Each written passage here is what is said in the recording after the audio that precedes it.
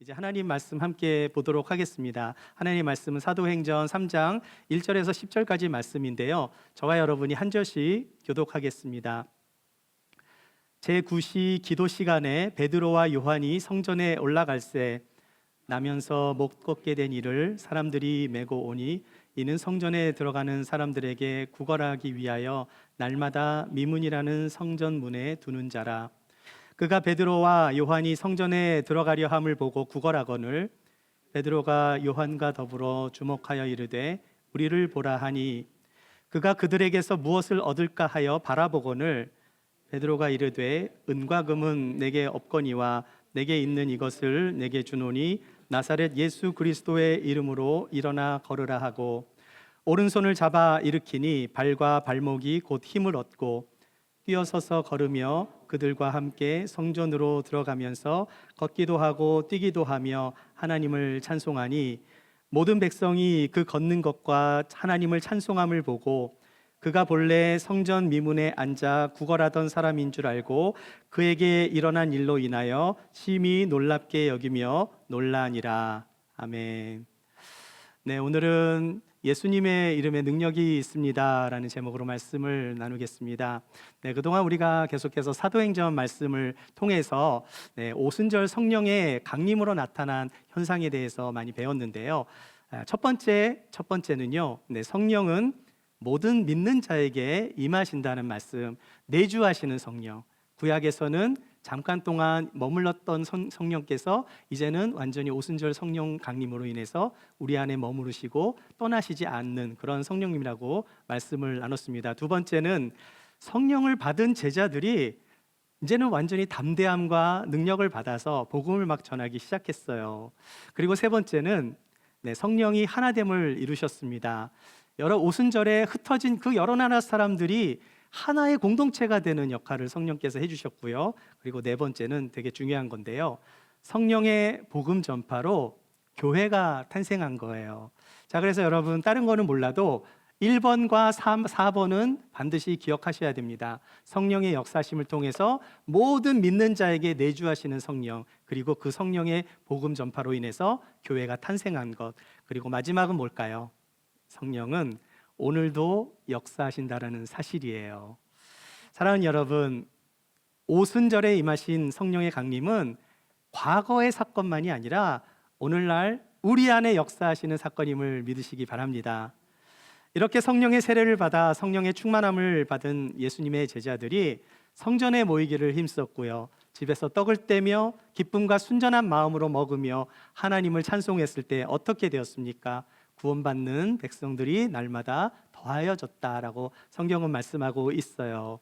우리 ANC 기쁨의 교회도 이 초대교회의 모습처럼 우리가 항상 모이기를 힘쓰고 기쁨으로 떡을 떼며 또 하나님을 찬송하고 날마다 구원받는 사람들이 더해지기를 소망합니다.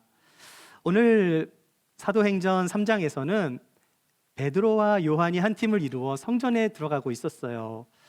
베드로와 요한이 성전에 들어간 이유는 기도를 하기 위해 들어간 것입니다. 예수님의 이름에 능력이 있습니다. 오늘 첫 번째로 나눌 말씀은요, 예수님의 이름으로 기도할 때 우리가 응답을 받는 줄 믿습니다.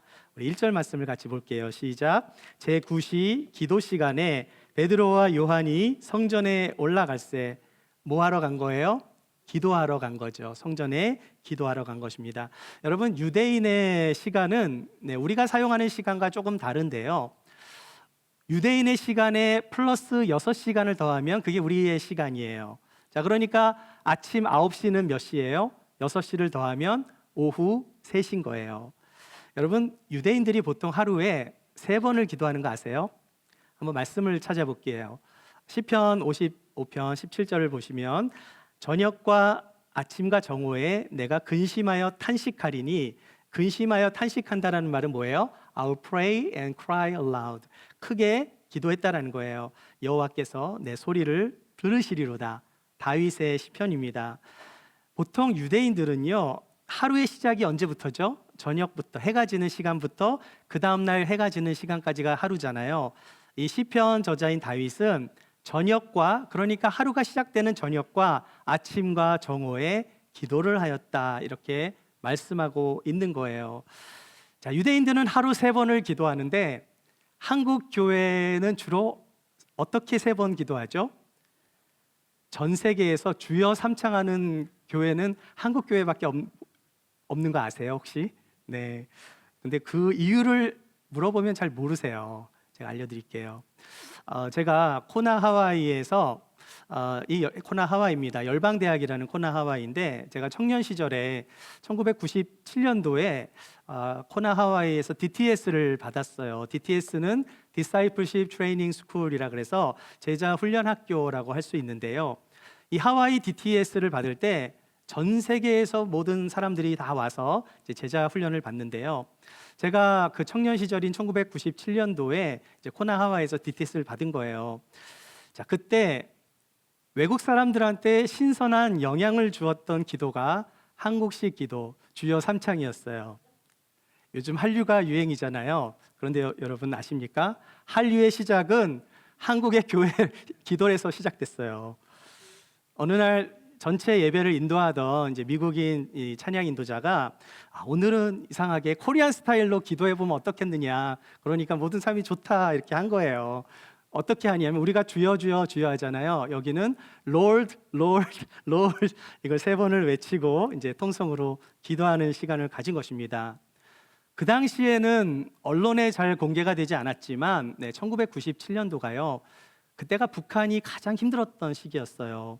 고난의 행군이라는 말씀 들어보셨죠? 막 수백만 명이 굶어 죽었던 그런 시기였는데 그때는 그렇게 방송에 이런 일들이 TV로 이렇게 나오진 않았었을 때예요. 하지만 성령께서 그 DTS를 받았던 수많은 그 외국인 그리스도인들을 통해서 북한을 위해 기도를 많이 하게 하셨는데 북한을 위한 기도니까 코리안 스타일로 하자고 한 거죠. 그래서 주여 삼창 롤 3번 하면서 코리안 스타일 기도를 그때 했던 거예요. 저는 외국 사람들이 그래도 한국 사람들은 북한을 위해서 기도를 많이 하지만 외국 사람들이 그렇게 열심히 기도해 주는 것을 보면서 굉장히 고맙기도 하고 또 감동을 받았습니다. 자, 그렇다면 왜 한국 교회는 주여 삼창을 하는 것인가? 전 세계의 유래를 찾아볼 수 없는 그 주여 삼창의 성경적인 백그라운드가 다니엘서에 있어요. 다니엘서 9장 19절을 보면 주여 들으소서, 주여 용서하소서, 주여 귀를 기울이시고 행하소서, 지체하지 마옵소서. 자, 여기서 착안해서 주여 삼창이 나온 거예요. 자, 그런데 여러분 말씀을 자세히 보시면 주여 삼창이 아니라 기도하는 가운데 주여를 3번 한 거거든요. 자, 그러니까 엄밀히 따지면 주여 주여 주여가 아니에요. 3번의 주님의 이름을 부르면서 기도를 한 것입니다. 아무튼 한국 교회는 요거를 따와서 주여 삼창이 시작된 건데 우리 교회는 주여 삼창을 하지 않습니다. 왜 그럴까요? 우리가 크게 기도해 하나님이 꼭 들으시는 건 아니잖아요. 하나님 귀머거리도 아니신데 우리가 정말 진실하게 기도하면 하나님이 다 들으시기 때문에 우리는 또 주여 삼창을 하지 않아요. 또 성경에 보면은 주여 주여 하는 자마다 천국에 들어가지 못한다는 말도 있는데 그것 때문에 꼭 그런 건 아니지만 중요한 건 뭡니까? 기도는 하나님과의 대화이기 때문에 꼭 크게 기도할 필요는 없지만 중요한 게 뭐예요? 쉬지 않고 기도해야 하는 거예요. 자, 그런데 제가 질문을 드립니다. 왜 우리는 기도할 때 기도의 마지막에 예수님의 이름으로 기도합니다라고 왜 하는 걸까요? 혹시 아시는 분 계세요? 기도는 하는데 다 그렇게 기도하시면서 또 물어보면 또 잘 대답을 못 하시는 분들이 많으신데요. 거기에는 이유가 있어요. 우리가 예수님의 이름으로 기도하는 이유는 예수님께서 우리의 중보자이시기 때문이에요. 디모데전서 말씀 한번 읽어보겠습니다. 시작. 하나님은 한 분이시요 또 하나님과 사람 사이의 중보자도 한 분이시니 곧 사람이신 그리스도 예수라. 예수님은 우리의 구원자시지만 영원한 중보자시기도 합니다. 예수님은 제자들이 보는 앞에서 하늘로 올라가셨잖아요. 그리고 보혜사 성령을 보내주셨어요. 그리고 지금도 하나님 우편에 앉으셔서 하나님과 우리 사이에 중보자로 계시는 것입니다. 또 한 가지는 예수님께서 요한복음에서 이렇게 말씀하십니다. 굉장히 중요한 말씀이에요. 같이 읽어보겠습니다. 시작. 너희가 내 이름으로 무엇을 구하든지 내가 행하리니 이는 아버지로 하여금 아들로 말미암아 영광을 받으시게 하려 함이라. 내 이름으로 무엇이든지 내게 구하면 내가 행하리라. 우리가 예수님의 이름으로 기도로 마무리를 하는 이유는 기도가 우리 마음대로 하라는 뜻이 아니죠. 이건 또 단순히 기독교 전통이기 때문도 아닙니다. 우리가 예수님의 이름으로 기도를 해야 하는 이유는 그것이 예수님의 가르침 때문에 그렇게 하는 거예요. 예전에 제가 이전에 섬겼던 어느 교회에서 모 집사님이 주일 예배 때 대표 기도를 하셨는데요. 마지막에 뭐라고 마무리를 하셨냐면 하나님의 이름으로 기도했습니다. 이렇게 기도를 한 거예요. 순간 사람들이 놀래가지고 다 이렇게 눈을 뜬 적이 있었는데 정작 제일 놀란 분은 기도하신 그 집사님이셨어요. 본인도 왜 그렇게 기도했는지 모르겠다고 나중에 고백하셨는데, 자, 우리가 실수를 하면 하나님께서 기도를 안 들어주실까? 그렇지 않습니다. 하나님 모든 것 다 아시기 때문에 우리가 기도할 때 용어를 잘 사용하지 못했다고 해서 응답을 못 받는 것은 아니에요. 제가 청년 때요, 진짜 초신자 때 부흥 강사님이 막 축원합니다 막 그랬거든요. 저를 기도시켰는데요, 제가 초신자가 막 성도들 앞에서 축원합니다 막 했어요. 따라했어요. 근데 그렇게 하면 안 되는 건데 그걸 모르고 그렇게 했거든요. 축원합니다 하니까 진짜 목사가 됐잖아요. 중요한 것은 기도는 진실한 마음으로 해야 하는 거고요. 하나님은 실수를 통해서도 역사하십니다. 자, 우리가 기도할 때 중요한 것은 그냥 단지 주문을 외우듯이 이렇게 기도하는 것보다 더 중요한 건 뭐예요? 정말 진실한 마음을 담아 여러분의 기도를 해야 하는 거예요. 아름다운 미사여구를 사용하면서 화려하게 기도하는 것보다 우리의 솔직한 기도를 하나님이 기뻐하시는 거예요. 자, 그런데 우리는 무엇을 알아야 합니까? 예수님은 우리의 중보자가 되신다. 그리고 우리가 예수님의 이름으로 기도할 때 예수님께서 응답해 주신다라고 말씀하셨기 때문에 예수 그리스도의 이름에 능력이 있는 거예요. 자, 그래서 두 번째로 나눌 말씀이 뭡니까? 예수님의 이름으로 기도할 때 우리가 응답을 받고, 첫 번째는요, 예수님의 이름에는 능력이 있는 거예요. 우리 옆에 분들과 인사할 때 예수님의 이름에 능력이 있습니다. 한번 인사 한번 나누시죠. 아멘. 2절과 3절 읽어보겠습니다. 시작. 나면서 못 걷게 된 이를 사람들이 메고 오니 이는 성전에 들어가는 사람들에게 구걸하기 위하여 날마다 미문이라는 성전문에 두는 자라. 그가 베드로와 요한이 성전에 들어가려 함을 보고 구걸하거늘. 이 사람은 태어나면서부터 1급 장애자로 태어나서 한 번도 걸어본 적이 없는 사람입니다. 자, 도대체 그가 얼마 동안 그러한 삶을 살았는가? 우리가 사도행전 4장 22절을 보면은요, 이표적으로 병 나은 사람은 40여 세가 되었더라. 그러니까 40년 동안 그렇게 살아온 거예요. 자, 그러니까 이 사람은 뭐예요? 태어나면서부터 40년 동안 걸어보지 못하고 성전에서 구걸하며 살아야 하는 아주 비참한 사람이었어요. 자, 그런데 더 비참한 게 뭘까요? 어떤 사람들이 이 사람을 날마다 성전의 미문에 두고 가는 사람들이 있었다라는 거예요. 무엇을 의미합니까? 다시 말해서 이 다리 못 쓰는 사람을 이용해서 누군가 돈을 버는 사람이 있었다라는 거예요. 돈을 벌게 하고 끝나고 나면은 밤에 갈 때는 또 데려다가 갖다 주고 또 아침에 데려다 주고 돈을 벌게 시키는 거죠. 자, 그러니까 이 안진뱅이는 다른 사람의 돈을 벌어주기 위해 성전의 미문에서 돈을 구걸할 수밖에 없었던 사람인 거예요. 자, 여기서 성전의 미문이라는 것은요, 여러분, 미문, 아름다울 미자를 썼습니다. 그래서 영어로는 beautiful gate예요. 여기 성전을 잠깐 보시면, 자, 이곳이 미문입니다. beautiful gate, 요곳이에요. 자, 이 beautiful gate는요, 별명이 하나 있는데 어떤 별명이 있는가? 골든 게이트예요. 골든 게이트. 뭡니까? 금으로 덮여져 있는 문이라는 뜻이에요. 예수님 당시의 성전은 누가 만들었죠? 헤롯이 지은 성전인데요. 원래 헤롯은 에돔 사람입니다. 자, 그래서 이게 이 에돔 사람이라서 유대인이 아닌데 유대인의 왕이 됐으니까 컴플렉스가 있잖아요. 에돔 사람이 유대인의 왕이 됐으니 다스려야 되는데 자기 말을 안 들으니까 그 유대인의 환심을 사기 위해 정치적인 목적으로 로마로부터 땅을 얻어서 또 세금을 걷어들인 거에서 일부를 떼서 성전을 아주 화려하게 새로 레노베이션을 한 거예요. 자, 그래서 예수님 당시에도 너무나 화려하게 성전을 계속해서 짓고 있었기 때문에 예수님 당시에도 이 성전은 미완성 성전이었어요. 자, 그렇게 유대인들의 환심을 얻기 위해 성전의 입구를 아주 화려하게 금으로 칠해서 골든 게이트, 미문이라고 이름을 붙인 것입니다. 자, 그런데 왜 사람들이 안전뱅이를 이처럼 아름다운 그 문 앞에 놓아둔 것일까요? 이게 좀 그림이 좀 좋진 않잖아요. 금으로 된 그 문 앞에 정말 구걸하는 안전뱅이가 앉아 있습니다. 이 두 모습이 잘 어울리지 않아 보여요. 자, 이것은 성전을 관리하는 누군가가 이 상황을 뒤를 봐주지 않고서는 여기서 구걸하기가 쉽지 않은 거죠. 다 내쫓길 거 아니에요. 근데 오랫동안 40년 동안 얼마 동안인지 정확하게 모르겠지만 오랫동안 매일매일 성전에서 구걸을 하고 있는 것, 따라서 이 안전뱅이를 성전 미문에 놓고 돈을 벌고 있는 사람은 아마도 제사장들이나 아니면은 종교 지도자들한테 그 수익의 일부를 이렇게 나눠 주었을 거예요.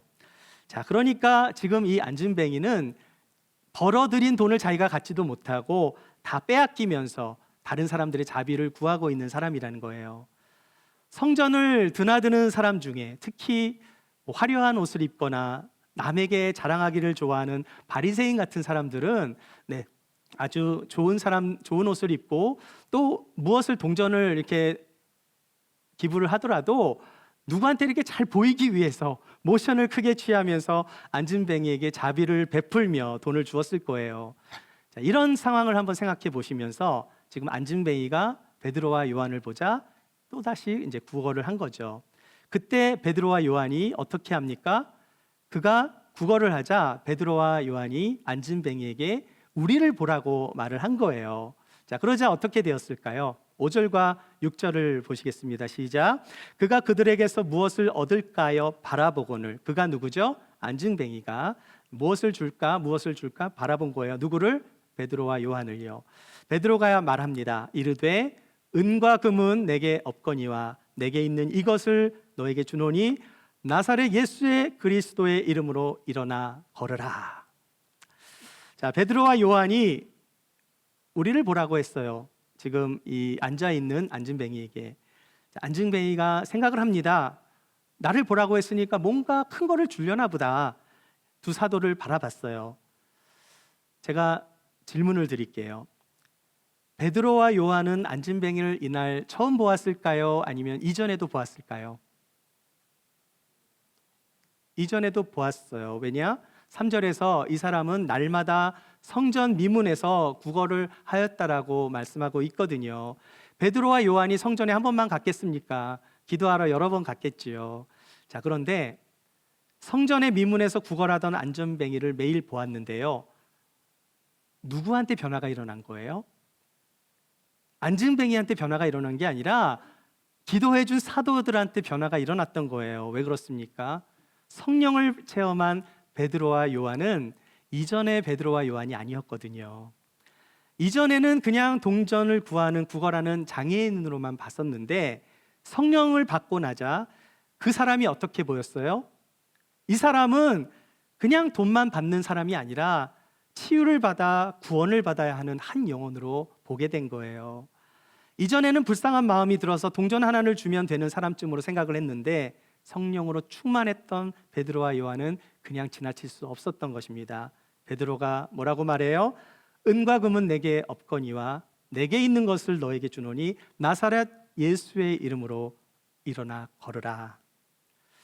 지금 베드로가 골든 게이트 앞에서 의도적인 표현을 쓰고 있는 거예요.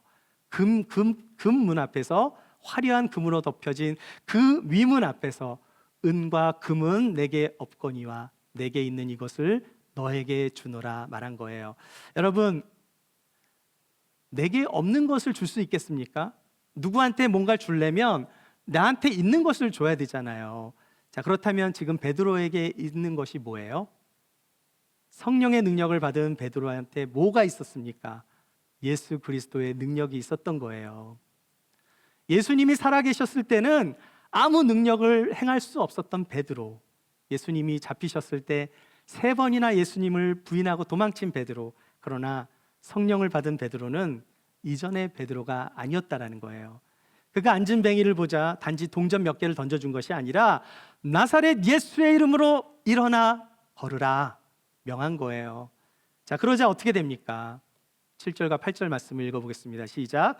오른손을 잡아 일으키니 발과 발목이 곧 힘을 얻고 뛰어서서 걸으며 그들과 함께 성전으로 들어가면서 걷기도 하고 뛰기도 하며 하나님을 찬송하니. 여러분, 사도행전의 저자가 누구라 그랬죠? 누가죠. 누가는 무슨 출신입니까? 의사 출신이잖아요. 의사 누가는요, 일반 사람보다 의학적인 지식이 많았어요. 만약에 다리가 부러진 사람을 위해 기도해 줬을 때 그냥 일어난 거랑 태어나서 한 번도 일어서 보지 못한 사람을 위해 기도했을 때 일어나는 거랑 어느 게 어려운가요? 네, 두 번째 게 어렵겠죠. 누가 의사는 이 사람을 소개할 때 그냥 한 안증뱅이라고 이렇게 말하고 있지 않고요. 어떻게 말을 합니까? 의사의 전문 직업을 사용해서 태어날 때부터 못 걷게 된 자라고 강조하며 말을 하고 있는 거예요. 자, 그런데 지금 베드로가 예수의 이름으로 기도하고 나서 어떻게 했습니까? 보통 사람 같으면은요, 예수의 이름으로 기도를 하고 나서 기도를 했지만 혹시 낫지 않을 수도 있잖아요. 그러면 어떻게 합니까? 뭔가 변화가 일어날 때까지 좀 지켜보아야 되잖아요. 뭔가 변화가 일어날 것 같으면 그때 손을 잡아주던가 할 텐데 베드로는 뜸을 들이지 않았던 거예요. 베드로는 나사렛 예수의 이름으로 일어나 걸으라 기도하자마자 바로 그 앉은 뱅이의 오른손을 잡아 일으켜 주었어요. 뭘 믿고 그렇게 한 것입니까? 성령의 능력을 믿고 담대히 예수 그리스도의 이름의 권능으로 일어나게 될 거라는 것을 믿고 기도한 거예요. 그렇게 기도를 하고 그 사람의 손을 잡아 일으켜 주자 놀라운 일이 벌어집니다. 그 사람의 발과 발목에 힘이 생겼다, 힘을 얻었다라고 말씀하고 있어요. 만약 누가가 의사가 아니었다라면 이런 표현을 사용하지 않았을 거예요. 그냥 일어났다 이렇게 표현할 수 있을 텐데 의사 누가는요, 전문 용어를 사용하며 발과 발목에 힘을 얻어 일어나게 되었다, 구체적으로 말씀하고 있는 것입니다. 우리 사랑하는 여러분, 예수의 이름에 능력이 있음을 믿으십니까?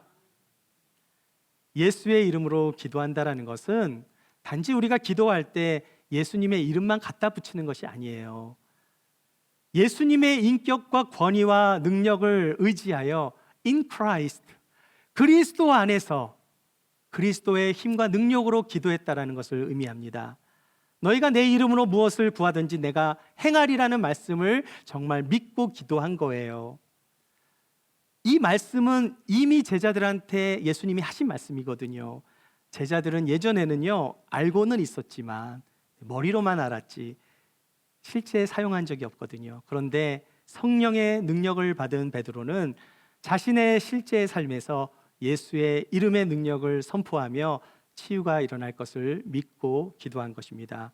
자, 그런데 이러한 치유는요, 사실 세상적인 눈으로 보면은 절대 이해할 수 없는 상황이에요. 왜 그렇습니까? 태어나면서부터 40년 동안 한 번도 걸어본 적이 없다면 현대의 과학적인 어떤 그런 기술이 있다 할지라도 최고의 병원에서 최고의 의사가 수술을 하더라도 재활이라는 시간이 필요한 거예요. 생각해 보세요. 40년간 일어나질 못했어요. 관절이 다 굳어진 상태입니다. 근육도 없고요. 다리의 모든 기능이 다 불균형을 이룬 상황이에요. 넘어진 사람이 일어나려고 해도 균형을 잡아야 되는데 오랜 세월의 재활 운동이 필요한 법인데요. 베드로와 요한이 어떻게 했습니까? 앉은 뱅이의 오른손을 잡아준 것뿐인데 그가 걷고 뛸 수 있었다라는 것은 예수의 이름으로 완전히 새로운 다리로 회복되었다라는 것을 말해주고 있는 것입니다.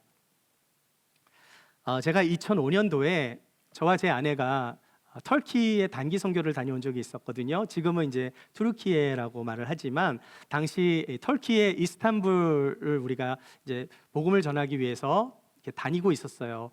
어느 시장 어귀에 앉은 뱅이가 있었습니다. 앉은 뱅이가 똑같이 구걸을 하고 있는 모습을 저희가 본 거예요. 다른 일행들은 그냥 무심코 지나갔지만 저는 그 사람이 계속 눈에 들어왔어요. 특히 그 사람을 보자 이 사도행전 3장 말씀이 생각이 나서 그 사람한테 가서 베드로처럼 기도를 할까 말까 고민을 했어요. 제가 기도를 했을까요? 기도를 안 했을까요? 1번 기도를 하지 않았을 것이다. 2번 기도를 했을 것이다. 1번일까요? 2번일까요? 2번이라고 생각하시는 분, 기도를 했다. 네, 저를 좀 대단하게 봐주셔서 감사합니다. 기도를 하고 싶었어요. 그런데 베드로처럼 기도를 할 수 없었습니다. 왜 그랬을까요? 제 왼쪽 어금니에 금리빨이 있거든요. 금. 은과 금은 내게 없거니와 예수의 이름으로 일어나 걸으라 하고 싶은데 할 수가 없는 거예요. 금이 있어서. 사랑하는 여러분, 기도의 능력은 은과 금이 없을 때 일어나요. 여러분, 이너센트라는 그 중세 시대의 교황, 당시 교황이었는데 이너센트 3세입니다. 이 이노센트 3세가요. 스콜라 신학의 대부였던 그 토마스 아퀴나스한테 좀 그러니까 교황청에서 발코니에서 대화를 하고 있었어요. 마침 그때 유럽의 각 성당에서 헌금이 엄청 들어왔다고 해요.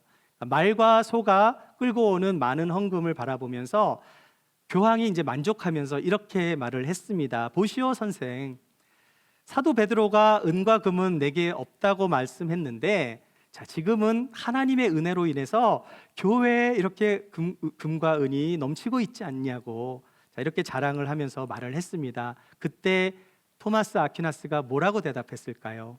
교황님, 그 대신 교회는 나사렛 예수의 이름으로 권능을 다 잃어버렸어요. 교회가 은과 금은 많아졌지만 예수의 능력이 사라져버렸다라고 말을 한 겁니다. 여러분, 이 세상에는 은과 금을 가진 사람들이 많아요. 어쩌면 우리들도 우리의 관심이 거기에 있을 수도 있어요. 그런데 안진뱅이에게 정말 필요한 건 무엇이었겠어요? 은과 금은 베드로가 아니어도 다른 사람들이 줄 수 있는 거잖아요. 그리고 사실 안진뱅이에게는 은과 금이 필요 없어요.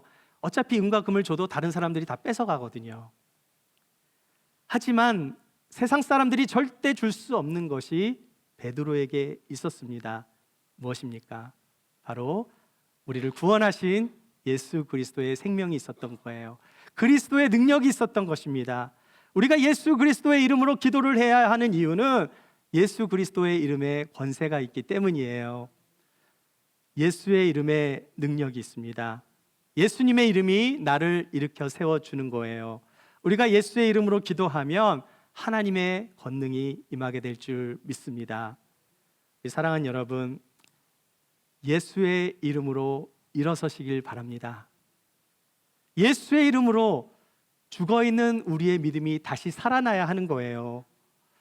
그 믿음은 단지 예수를 믿어 구원에 이르게 하는 믿음만을 의미하지 않아요. 예수의 이름은 십자가에서 죽으시고 부활하신 그 능력의 이름이기에 우리를 일으켜 세워줍니다. 우리의 몸과 영혼이 치유를 받는 이름이에요. 왜 예수 그리스도를 믿고 있는데 마음에 낙심이 찾아옵니까? 예수의 이름으로 낙심케 하는 모든 두려움을 물리쳐 보세요. 우리의 삶에 넘어진 것이 있다면 예수 그리스도의 이름으로 다시 일어나야 되지 않겠습니까? 40년간 일어나지 못하고 항상 패배하게 만들고 넘어진 인생으로 살아왔다면 오늘 이 예배를 통해서 예수 그리스도의 이름으로 회복되는 역사가 있기를 축복합니다. 마지막으로 세 번째로 나눌 말씀은요, 치유의 목적은 하나님의 영광을 위해서예요. 우리 옆에 분과 함께 하나님의 영광으로 사십시오. 한번 인사 나누실까요? 네, 9절과 10절 말씀을 같이 읽어보겠습니다. 시작. 모든 백성이 그 걷는 것과 하나님을 찬송함을 보고 그가 본래 성전 미문에 앉아 구걸하던 사람인 줄 알고 그에게 일어난 일로 인하여 심히 놀랍게 여기며 놀라니라. 안진뱅이가 일어나자마자 제일 먼저 한 것이 무엇입니까? 그에게 치유가 임하자 그는 가만히 있질 않았어요. 제일 먼저 그가 한 것은 성전으로 들어간 것입니다. 생각해 보세요. 40년간 안진뱅이로 살아가면서 성전에 들어가는 사람들을 위해 항상 구걸했지만, 그렇게 자비를 구하는 인생을 살아왔지만 자신은 한 번도 성전에 들어가 보질 못한 거예요. 그가 얼마나 정말 돈을 구걸하면서 하나님 전에 들어가 보고 싶었을지 생각해 보세요. 그의 마음에는 성전에 들어가 예배를 드리고 싶었었던 거예요. 그렇게 사람들을 위해서 구걸을 하면서 정말 자신의 삶의 비참함을 생각하면서 동시에 성전에 들어가 마음껏 예배드리는 사람들이 부러웠을 것입니다. 따라서 그가 치유를 받자마자 제일 먼저 한 게 뭐예요? 성전에 들어가 걷고 뛰면서 자기를 고쳐주신 하나님께 찬송을 드렸던 거예요. 우리 사랑하는 여러분, 우리는 멀쩡한 다리를 갖고 있잖아요. 뛰면서 찬양해 본 기억이 있으십니까? 제가 예전에 금요 부흥회 때 몇 번 뛰어서 찬양하자고 제안한 적이 있었는데요, 다 그렇게 약속을 하고 뛰세요 하면서 찬양을 하는데 저만 뛰고 있었어요. 왜 안 뛰냐고 물어보니까 그게 다 뛴 거래요. 누가 그랬을까요? 저랑 같이 사시는 분이. 자, 그런데 지금 치유를 받고 일어선 사람은요, 가만히 있을 수가 없었어요. 어떻게 가만히 있을 수 있겠습니까? 완전히 새 다리를 얻게 되었는데요, 걷고 뛰면서 하나님을 찬송, 그 하나님을 예배하는 그 찬송과 감사가 끊이지 않았던 거예요. 그 모습을 많은 사람들이 보았습니다. 그 찬송하는 모습을 보고, 아니 저 사람이 항상 성전 미문 앞에서 구걸하던 사람이 아니냐고 너무나 놀라워하면서 사람들이 어메이징한 사건이다, 기이했어요. 오순절 성령이 임하고 첫 번째 베풀어진 기적이었습니다. 그런데 성령의 역사는 단지 치유의 목적이 있는 게 아니에요. 성령의 역사로 말미암아 예수 그리스도의 이름이 높아지고 하나님의 통치가 임하기 시작한 것입니다. 예수님의 이름으로 치유가 일어날 때 무엇이 달라졌어요? 육신의 치유를 받은 사람들에게 나타났던 것은 그들이 예배자의 삶을 살아가게 된 거예요. 우리 사랑하는 여러분, 예수님의 이름의 능력을 믿으십니까? 그런데 왜 예수 그리스도의 능력을 사용하지 않으세요? 우리가 믿는다면 사용해야죠. 여러분, 기독교 역사 가운데 박해 때문에 교회가 망한 적은 한 번도 없었어요. 하지만 교회는요, 번영 때문에 망했습니다. 은과 금이 많을 때는 타락하고 망하는 길로 갔지만, 교회가 핍박받고 그럴 때마다, 어려움이 있을 때마다 성도들은 예수 그리스도의 이름으로 그들은 일어났고요, 복음의 능력을 체험하며 온 지역에 하나님의 나라를 선포했어요. 하나님의 통치를 받았을 때 그들은 죽음도 두려워하지 않았습니다. 우리는 초대교회의 스피릿을 잃어버리면 안 되는 거예요. 예수 그리스도의 이름의 능력이 나타나는 교회가 되어야 하는 것입니다. 이것을 잃어버리면 교회는 세상적인 교회로 변진될 수밖에 없는 거예요. 여러분의 삶에서 날마다 치유가 일어나기를 소망합니다. 여러분의 삶에서 하나님의 통치가 일어나 하나님께 영광 올려드리는 삶을 살아가기를 소망합니다. 여러분의 삶에서 예배가 회복되어지기를 소망합니다. 그리스도의 능력이 나타나기를 원합니다. 우리의 가정에서, 일터에서, 우리의 일상생활에서 하나님의 나라가 확장되어지기를 소망합니다. 그 예수 그리스도의 이름의 능력을 믿음으로 말미암아 어떠한 어려움 속에서도 그리스도의 이름으로 회복되고 일어나시는 저와 여러분이 되시기를 주의 이름으로 축원합니다.